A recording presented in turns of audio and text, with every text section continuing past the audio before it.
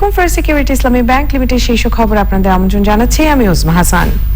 যুক্তরাজ্যে নতুন ধরনের করোনা ভাইরাসের দ্রুত সংক্রমণ ঘটায় দেশটির সাথে কমপক্ষে 40টি দেশ বিমান চলাচল বন্ধ করে দিয়েছে। নতুন এই ভাইরাসের গতিবিধি পর্যবেক্ষণে শীর্ষ বিজ্ঞানীদের নিয়ে কাজ করছে বিশ্ব স্বাস্থ্য সংস্থা। ইইউভুক্ত দেশগুলোতে ফাইজার বায়োএনটেকের ভ্যাকসিন ব্যবহারের অনুমোদন দিয়েছে ইউরোপিয়ান মেডিসিন এজেন্সি। বিশ্বজুড়ে করোনা পরিস্থিতি নিয়ে মাহমুদুল হক সোহাগের রিপোর্ট। দীর্ঘ প্রতীক্ষার পর ফাইজার বায়োএনটেকের ভ্যাকসিন ব্যবহারের অনুমোদন দিয়েছে ইউরোপিয়ান মেডিসিন এজেন্সি। এর ফলে চলতি মাসে ইইউভুক্ত দেশগুলো তাদের টিকাদান কর্মসূচি শুরু করতে পারবে। এরই মধ্যে 27 ডিসেম্বর থেকে ভ্যাকসিন কার্যক্রম চালুর আগাম ঘোষণা দিয়েছে জার্মানি, ফ্রান্স, অস্ট্রিয়া ও ইটালি। যুক্তরাজ্যে নতুন ধরনের করোনা ভাইরাস শনাক্তের পর দ্রুত হারে বাড়ছে সংক্রমণ। কয়েকদিন ধরেই দেশটিতে দৈনিক গড়ে 30,000-এর বেশি নতুন রোগী শনাক্ত হয়েছে। এমতাবস্থায় দেশজুড়ে আরও কঠোর বিধিনিষেধ আরোপের পরামর্শ দিয়েছেন শীর্ষ বৈজ্ঞানিক উপদেষ্টা প্যাট্রিক ভ্যালেন্স। নতুন এ করোনা ভাইরাসের সংক্রমণ ঠেকাতে ইউরোপ সহ কমপক্ষে 40টি দেশ যুক্তরাজ্যের সঙ্গে বিমান চলাচল বন্ধ করে দিয়েছে।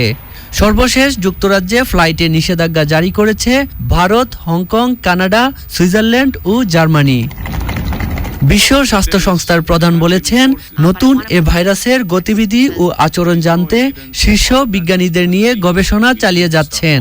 WHO is working with scientists to understand how these generic changes affect how the virus behaves. The bottom line is that we need to suppress transmission of all SARS-CoV-2 viruses as quickly as we can.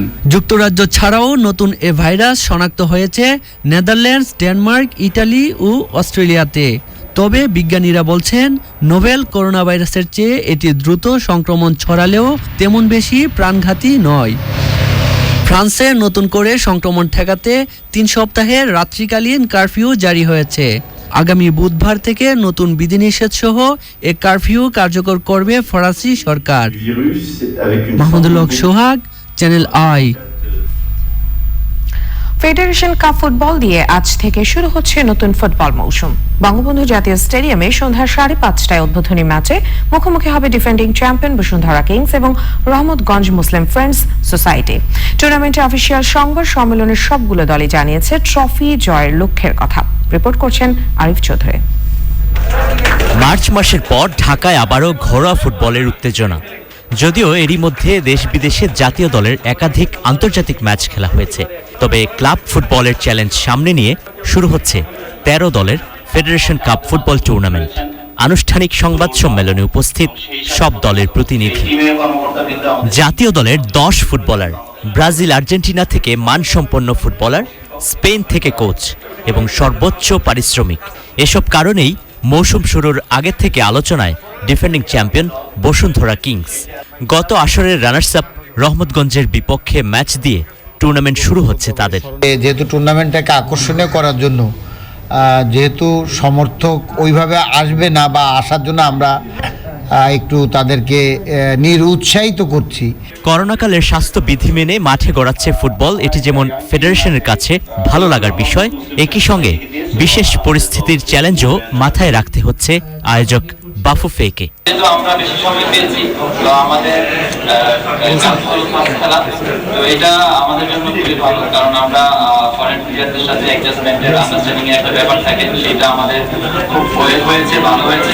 আমরা চেষ্টা করতেছি আমাদের junior যে local প্লেয়ারগুলো আছে, maximum প্লেয়ারই junior, আর এদেরকে নিয়ে আমি গত 1 মাস ট্রেনিং করিয়েছি। 4 গ্রুপে ভাগ হয়ে 13টি ক্লাব খেলবে এবারের ফেডারেশন কাপ। গ্রুপ পর্ব পেরিয়ে কোয়ার্টার ফাইনাল এবং সেমির পর 10 জানুয়ারি হবে ফেডারেশন কাপ ফুটবলের final. Arif Chowdhury, channel I, Dhaka. প্রিয় দর্শক, এই ছিল আমাদের হাতে থাকা শীর্ষ খবর। ধন্যবাদ সবাইকে।